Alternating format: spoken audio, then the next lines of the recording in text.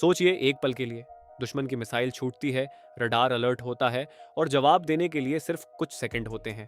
पारंपरिक air defence system अपनी missile दागता है, लाखों रुपए खर्च होते हैं और फिर भी कोई गारंटी नहीं। लेकिन दोस्तों, क्या हो अगर उस मिसाइल को हवा में ही जलाने के लिए सिर्फ एक चुप्पी भरी रोशनी काफी हो? कोई धमाका नहीं, कोई आवाज नहीं, बस प्रकाश की गति से वार और दुश्मन का हथियार राख। यही असली ताकत है डीआरडीओ के उस हथियार की, जिसके बारे में आज दुनिया के डिफेंस एक्सपर्ट्स सोचने पर मजबूर हैं। और जो बात और भी चौंकाने वाली है वो ये है कि यह सिर्फ एक शुरुआत है। असली हथियार तो अभी बन रहा है और उसका नाम है सूर्य। 13 अप्रैल 2025 को आंध्र प्रदेश के कुर्नूल में स्थित नेशनल ओपन एयर रेंज यानी NOAR में डीआरडीओ ने इतिहास रच दिया। Centre for high energy systems and sciences यानी चेस हैदराबाद ने अपने MK-60 A laser directed energy weapon system का सफल फील्ड डेमोन्स्ट्रेशन किया। ये थी भारत की पहली बार की वो तस्वीर जहां 30 किलोवाट की लेजर बीम ने हवा में उड़ते फिक्स्ड विंग ड्रोन को, स्वार्म ड्रोन अटैक्स को और दुश्मन के सर्विलांस सेंसर्स को कुछ ही सेकंड में तबाह कर दिखाया। टाइम्स ऑफ इंडिया की रिपोर्ट के मुताबिक भारत इस उपलब्धि के बाद अमेरिका, रूस और चीन के बाद चौथा ऐसा देश बन गया जिसने लेजर बीम से फिक्स्ड विंग एयरक्राफ्ट को मार गिराने की क्षमता साबित की। न्यूज ऑन एयर यानी OL इंडिया रेडियो की आधिकारिक रिपोर्ट ने इसे एक ऐतिहासिक माइलस्टोन करार दिया। रक्षा मंत्रालय की तरफ से इस सफलता को तुरंत कंफर्म्ड किया गया और पूरे डिफेंस कम्युनिटी में एक नई उत्साह की लहर दौड़ गई। ये वो पल था जब दुनिया को पता चला कि भारत का डिफेंस प्रोग्राम सिर्फ इंपोर्ट पर नहीं बल्कि इंडिजिनस इनोवेशन पर खड़ा हो रहा है। अब सवाल ये उठता है कि 30 किलोवाट तो ठीक है, लेकिन असली गेम कहां बदल रहा है? लाजवाब जवाब है 300 किलोवाट में। डीआरडीओ अभी एक ऐसे हाई एनर्जी लेजर सिस्टम पर काम कर रहा है जिसका कोड नेम है सूर्य। इंडियन मास्टरमाइंड्स और इंडियन डिफेंस न्यूज की जनवरी 2026 की रिपोर्ट के अनुसार यह 300 किलोवाट का डायरेक्टेड एनर्जी वेपन एक hybrid electrically driven gas laser architecture पर आधारित है। इसकी एक्सपेक्टेड रेंज है 20 किलोमीटर से भी अधिक। मौजूदा 30 किलोवाट सिस्टम जहां 5 किलोमीटर तक के खतरों को निशाना बनाता है, वहां सूर्य उससे 4 गुना ज्यादा दूरी पर क्रूज मिसाइल्स, हाइपरसोनिक टारगेट्स और एडवांस्ड फाइटर एयरक्राफ्ट को भी न्यूट्रलाइज करने में सक्षम होगा। न्यूज बाइट्स ऐप की रिपोर्ट के अनुसार इस सिस्टम में 60 सेंटीमीटर का बड़ा अपर्चर है, हाई स्पीड कूलिंग टेक्नोलॉजी है और एक अडेप्टिव बीम कंट्रोल सिस्टम है जो खराब मौसम और धुएं में भी सटीकता बनाए रखता है। ये सब मिलकर सूर्य को एक all weather all threat precision weapon बनाते हैं। इसकी असली ताकत का अंदाजा इस एक तथ्य से लगाइए। पारंपरिक एयर डिफेंस में एक इंटरसेप्टर मिसाइल की कीमत हो सकती है 10 लाख से लेकर कई करोड़ रुपए तक। लेजर हथियार में प्रति शॉट लागत होती है सिर्फ बिजली की, कोई फिजिकल एम्यूनिशन नहीं, कोई रीलोड टाइम नहीं और एक बार पावर सोर्स चालू हो तो यह हथियार लगातार फायर कर सकता है। यानी आर्थिक रूप से भी यह हथियार एक रेवोल्यूशन है।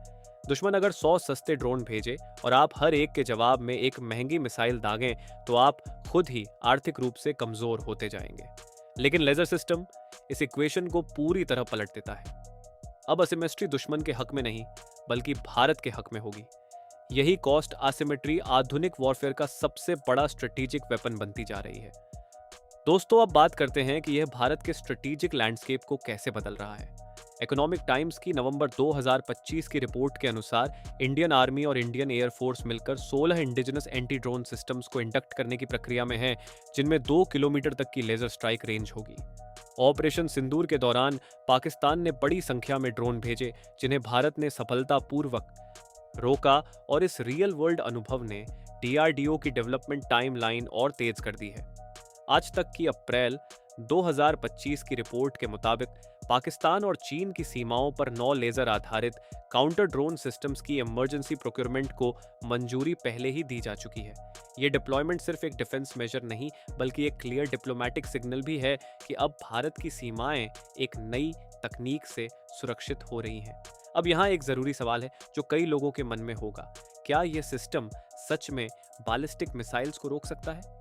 इंडियन डिफेंस न्यूज की रिपोर्ट इस पर स्पष्टता से कहती है कि 30 किलोवाट का मौजूदा MK-2 बैलिस्टिक मिसाइल्स को अभी इंटरसेप्ट नहीं कर सकता। यह क्षमता 300 किलोवाट के सूर्य सिस्टम में एक्सपेक्टेड है और यह एक थियोरेटिकल प्रोजेक्शन है, शो कंफर्म डिप्लॉयमेंट नहीं। सूर्य की टारगेट डिप्लॉयमेंट टाइमलाइन है वर्ष 2027 और तब तक डीआरडीओ वैलिडेशन, मोस्ट इंटीग्रेशन और फील्ड ट्रायल्स के विभिन्न चरणों में है। यह जानकारी इसलिए ज़रूरी है क्योंकि कई बार मीडिया में क्लेम्स बढ़ा चढ़ाकर पेश होते हैं और हमें फैक्ट्स को फैक्ट्स की तरह ही देखना चाहिए।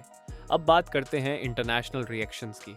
चीन ने ऑफिशियली कोई बड़ा बयान नहीं दिया, लेकिन नवभारत टाइम्स की अगस्त 2025 की रिपोर्ट के मुताबिक पाकिस्तान खुद चीन से HQ-19 एयर डिफेंस सिस्टम और एडवांस्ड लेजर वेपन्स मांग रहा है। इस एक घटना से ही समझ आता है कि भारत की इस तकनीकी छलांग ने पाकिस्तान को क्लियरली रक्षात्मक सोच की तरफ धकेल दिया है। अमेरिकी डिफेंस एनालिस्ट्स ने भारत के इस कदम को एक मैच्योर R&D इकोसिस्टम का प्रमाण बताया है, क्योंकि डायरेक्टेड एनर्जी वेपन्स का सक्सेसफुल फील्ड डेमोन्स्ट्रेशन सिर्फ एक गैजेट दिखाना नहीं होता। ये एक पूरे साइंटिफिक और इंडस्ट्रियल चेन की परीक्षा होती है जिसमें भारत पास हुआ है। इजराइल के डिफेंस ऑब्जर्वर्स ने भी माना है यजन कि इंडिया अब इस टेक्नोलॉजी में एक सीरियस ग्लोबल प्लेयर बनकर उभरा है। अब थोड़ा गहरे जाते हैं दोस्तों इस पूरे कार्यक्रम की जड़ों में। DRDO का यह लेजर कार्यक्रम अचानक नहीं आया। 6 दशकों की मेहनत के बाद यहाँ पहुंचा है। पहले 1 किलोवाट, फिर 10 किलोवाट, फिर 30 किलोवाट और अब 300 किलोवाट की तरफ यह यात्रा एक सिस्टमैटिक साइंटिफिक रोड मैप को दर्शाती है। इंडियन डिफेंस न्यूज की रिपोर्ट बताती है कि DRDO ने 100 किलोवाट के सॉलिड स्टेट लेजर में भी सफलता हासिल की है और हाइब्रिड गैस मॉडल को इसीलिए चूज किया गया है क्योंकि यह एक कॉस्ट इफेक्टिव पाथ देता है और भविष्य में गीगावाट क्लास सिस्टम्स तक अपग्रेड करने की संभावना रखता है। DRDO chief Sameer V Kamat ने कहा है कि डायरेक्टेड एनर्जी वेपन्स भारत की फ्यूचर वॉरफेयर स्ट्रैटेजी का एक कोर पिलर है और संगठन इस दिशा में तेज गति से आगे बढ़ रहा है। दोस्तों, इस पूरी कहानी का सबसे बड़ा पहलू यह है कि भारत ने यह सब अपने दम पर किया। आत्मनिर्भर भारत सिर्फ एक नारा नहीं है, यह चेस की लैब में रोज हकीकत बन रहा है। जिस देश को कभी हर बड़ी डिफेंस टेक्नोलॉजी के लिए दूसरों का मुंह ताकना पड़ता था, आज वह देश खुद उन चुनिंदा देशों की क्लब में है जो प्रकाश की गति से युद्ध लड़ने की क्षमता रखते हैं। और जब सूर्य पूरी तरह तैयार होगा, 20 किलोमीटर के दायरे में कोई भी हवाई खतरा सुरक्षित नहीं रहेगा। भारत अब सिर्फ रिएक्ट नहीं करता, बल्कि दुश्मन को यह सोचने पर मजबूर करता है कि उसका अगला कदम क्या होगा।